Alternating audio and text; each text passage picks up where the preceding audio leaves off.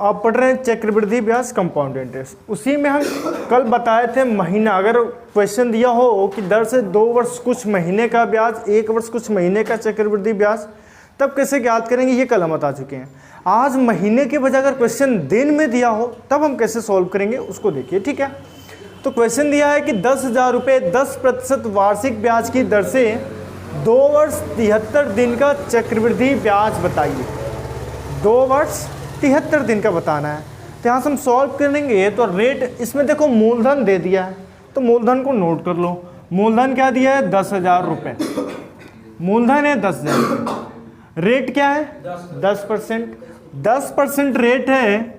इस परसेंट को हटाएंगे तो हम 10 में 100 से भाग दे देंगे, क्या परसेंट को हटाते हैं 100 से भाग दे देते हैं। यहाँ से 1 जीरो से 1 जीरो कट गया, यानी कि 1/10 हुआ क्या। तो यहाँ से 2 वर्ष 73 दिन, 2 वर्ष तो कंप्लीट है, 2 वर्ष तो पूरा है, तीसरे वर्ष में 73 दिन एक्स्ट्रा जा रहा है। तो जब भी क्वेश्चन में दिन दे, महीना दे या सप्ताह दे, तो जितना अधिक देगा ना उसको हम अगले वर्ष में काउंट करते हैं। जैसे 2 वर्ष 73 दिन दिया है तो 73 दिन को हम तीसरे वर्ष में काउंट कर लेंगे, यानी कि हम टाइम तक 3 साल रखेंगे, ठीक है।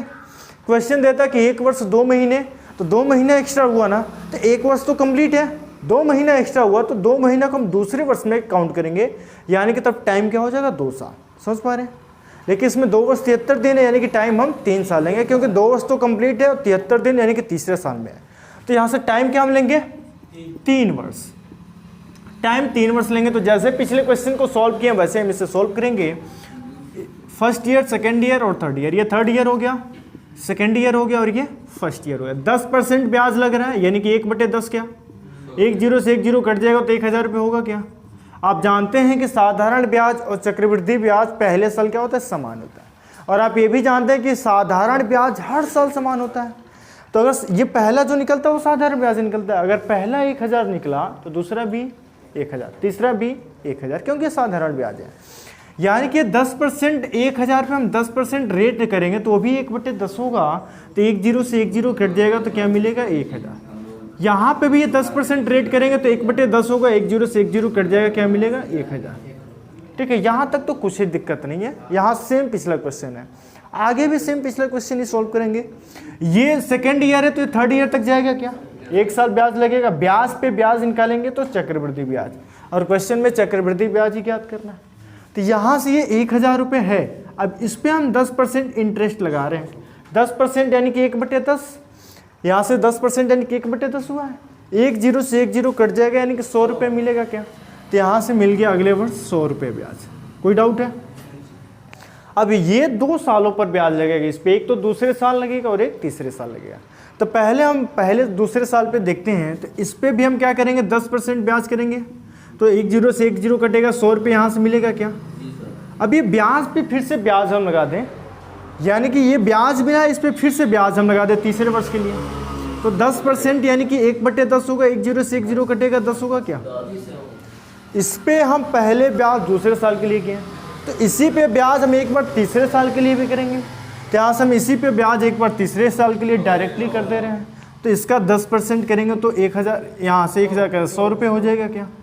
बताओ, यहाँ तक कोई डाउट है। जहाँ तक तो पिछला क्वेश्चन है, अब तो ये कभी भूलेगा नहीं, इतने सारे क्वेश्चन करा दिए। अब टफ लग रहा है क्या, ये बोल रहे थे ना जब कुछ क्वेश्चन प्रैक्टिस करोगे तो यही सबसे आसान लगेगा, ठीक है ना। अब देखो यहाँ से हम सॉल्व करें तो हम पहले कंप्लीट देखेंगे कि 2 वर्ष का चक्रवृद्धि ब्याज क्या है। तो यहाँ से ये पहला साल से हम दूसरे साल तक का हम चक्रवृद्धि ब्याज देखेंगे। तो कितना मिला है, 1,000 1,000 2,000 मिला है क्या, और 100 रुपये 2100 हुआ क्या। यानी कि दूसरे साल तक का ब्याज कितना है, 2,100 रुपये है। बताओ, कोई डाउट है। दूसरे साल तक का ब्याज 2,100 रुपये, कोई समस्या है। हम देख पा रहे हैं 1,000 1,000 और 100, ये 2,100 रुपये है। अब तीसरे साल का हम देखें, ये दूसरे साल मतलब ये दूसरे साल तक है, यानी कि पहले साल भी है इसमें और दूसरा साल भी है, दूसरे साल तक। यानी कि इसमें पहला साल और दूसरा साल दोनों इंक्लूड है। लेकिन अब हम सिर्फ और सिर्फ थर्ड ईयर की बात करेंगे। इसके आगे ये तीसरे साल का कंपाउंड इंटरेस्ट है क्या, कितना कंपाउंड इंटरेस्ट है, हाँ 1,000 1,100 1,200 1,210, वो सिर्फ और सिर्फ तीसरे साल का, सिर्फ थर्ड ईयर की बात है। तो यहाँ से थर्ड ईयर का इंटरेस्ट हम देख पा रहे हैं, दिया है 1,210, तो यहाँ तक कोई भी कन्फ्यूजन है क्या? कोई कन्फ्यूजन है? यानी कि हम 2 वर्ष 73 दिन को 2 वर्ष का ब्याज प्लस 73 दिन का ब्याज लिख सकते हैं क्या? बताओ, कोई डाउट है? तो यहाँ से 2 वर्ष 73 दिन इसका कंपाउंड इंटरेस्ट ज्ञात करना है, चक्रवृद्धि ब्याज। 2 वर्ष का ब्याज हम ज्ञात कर चुके हैं क्या? 2100 रुपये।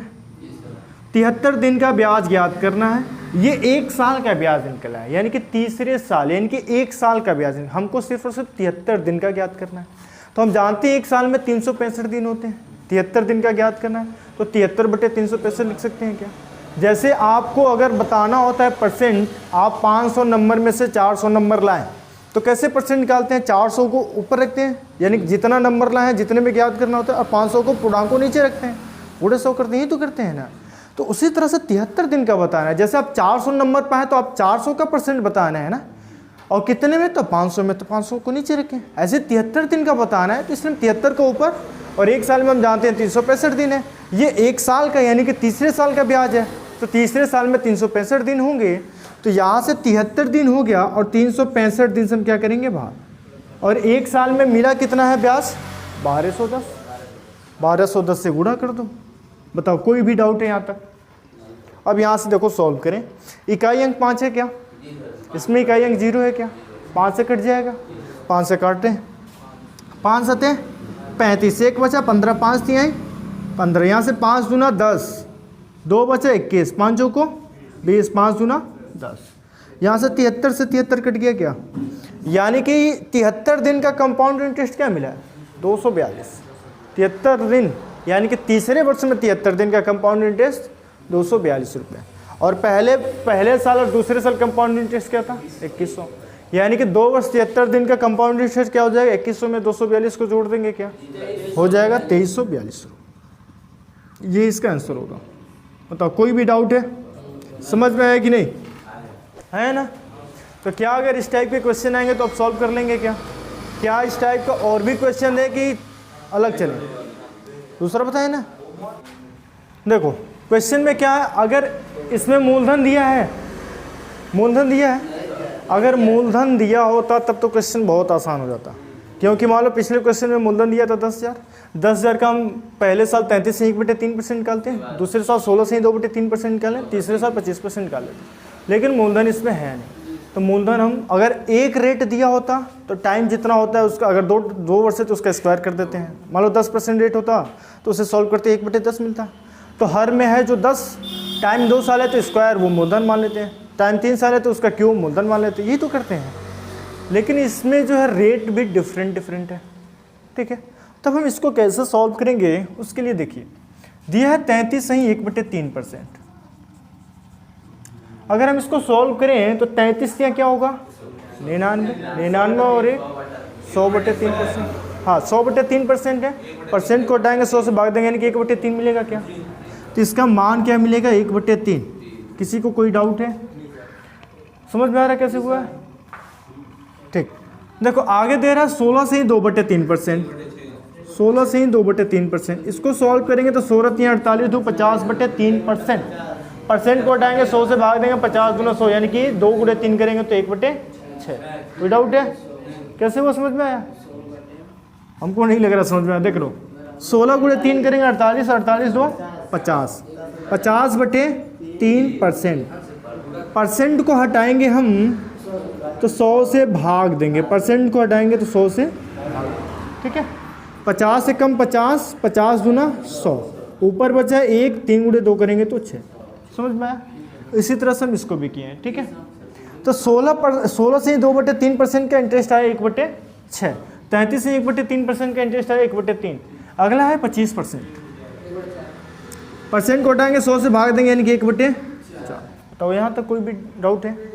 अब इसका मूलधन ज्ञात करने के लिए देखो, अगर रेट 1 हो रहा था, टाइम 3 वर्ष, तो जो हर में आ रहा था उसका हम पावर कर दे रहे थे, यही तो कर रहे थे, यानी कि उसका हम 3 बार गुणा कर रहे थे, यही तो। अगर 2 साल आया तो उसी का हम 2 बार गुणा कर रहे थे। इसमें देखो हर में ये 3 दिया है, फिर 6 दिया और 4। तो अगर 10 आ रहा था हर में, टाइम 2 वर्ष, तो 10 गुणे 10 कर रहे थे तभी तो स्क्वायर हो रहा था। 3 आ रहा था तो 10 गुणे 10 गुणे 10 यानी कि 3 बार गुणा कर रहे थे। इसमें हर में डिफरेंट है तो उन्हीं का गुणा कर लें। समझ में आ रहा है क्या? समझ में आया? क्योंकि हम उसमें भी तो गुड़ाई कर रहे थे ना मूलधन के लिए, तो यहाँ से हम गुड़ा कर रहे हैं, तो 6 3 18, 18 चौको 72। समझ में आया? ये बताओ, तो यहाँ से मूलधन के लिए जो हर में टर्म है उसी का हम गुड़ा कर लेंगे। जैसे उसमें हर में टर्म, हाँ जैसे उसमें हर में टर्म मान लो 1/10 आया, 10% इंटरेस्ट है, 1/10 आया, टाइम 2 वर्ष था तो 10 का स्क्वायर कर रहे थे ना। स्क्वायर का मतलब क्या है? इसका 2 बार गुड़ा कर रहे थे, हर का 2 बार गुड़ा कर रहे थे। रेट टाइम 3 वर्ष था तो क्यूब कर रहे थे, यानी कि हर का 3 बार गुड़ा कर रहे थे। उसी प्रकार से यहाँ पे अलग अलग है, और टाइम हम देख पा रहे हैं 1 साल 2 साल 3 साल है, तो सबका हम क्या करें? आपस में गुड़ा करें हर का। कोई डाउट है? तो यहाँ से मूलधन हम यहाँ से निकालेंगे, तो यहाँ से मूलधन हो जाएगा P बराबर, ये हम मान रहे हैं क्या हो रहा है? 6 3 18, 18 चौको, यहाँ से मूलधन क्या हो गया? 72। बताओ यहाँ तक किसी को कोई भी डाउट है? सब 3 साल के लिए लेंगे ना। हाँ 3 साल ही है ना, पहले साल, दूसरे साल, तीसरे साल, ठीक है।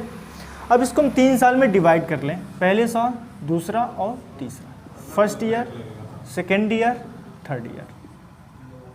देखो फर्स्ट ईयर में इंटरेस्ट क्या है? 33 नहीं 1/3%, यही तो है। और इसको हम सॉल्व किए तो क्या मिला है? 1/3 मिला है, ठीक है, 1/3।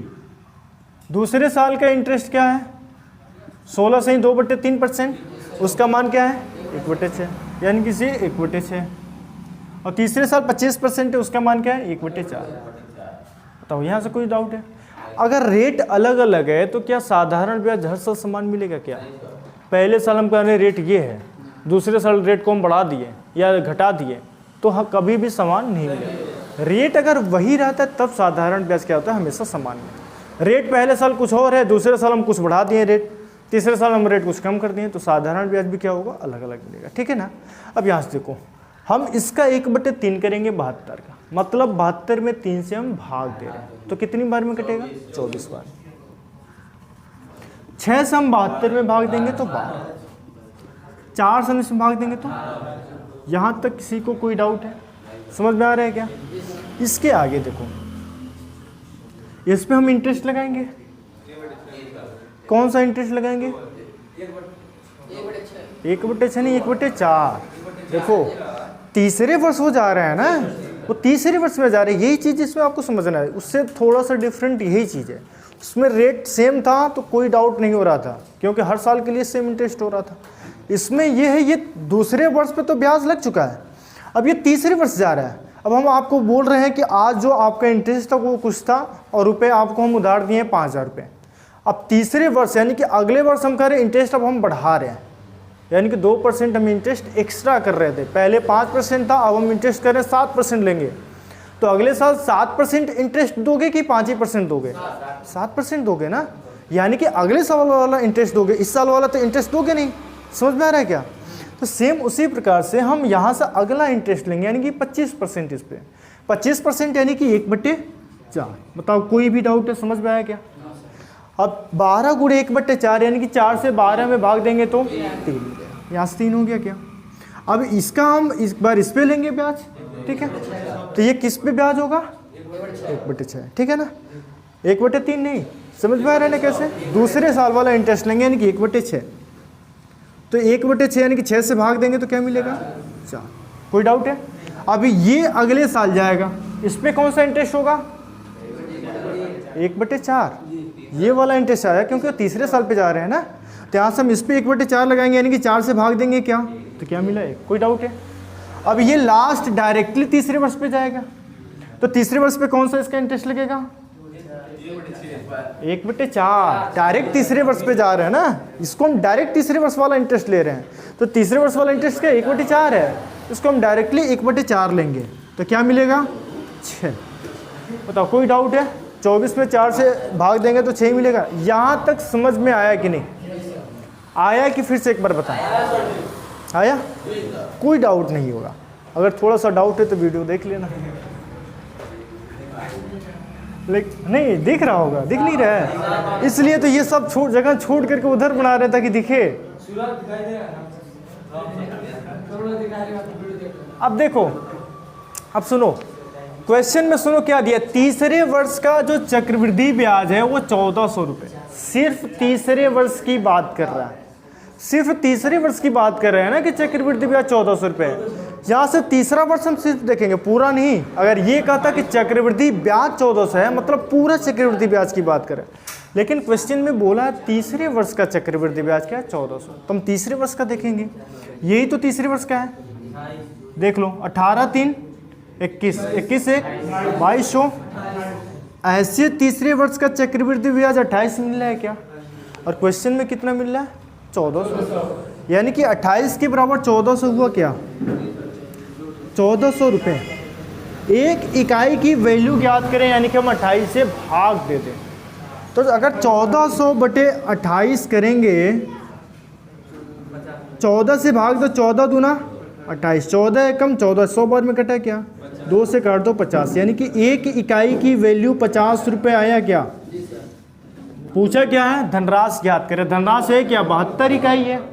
एक इकाई की वैल्यू 50 रुपये, तो 72 इकाई की वैल्यू 72 में 50 से गुणा कर दे क्या, 0 हो गया, 5 दूना 10 को 0 हासिल, 1 5 7 35 1 3600 रुपये। यानी कि मूलधन क्या है, 3600 रुपये, यानी कि वह राशि क्या है, 3600 रुपये। कोई भी डाउट है, अगर इस टाइप के क्वेश्चन आए, अलग अलग रेट दिया हो तो कर लोगे क्या, कर लोगे ना, चलो नोट करो।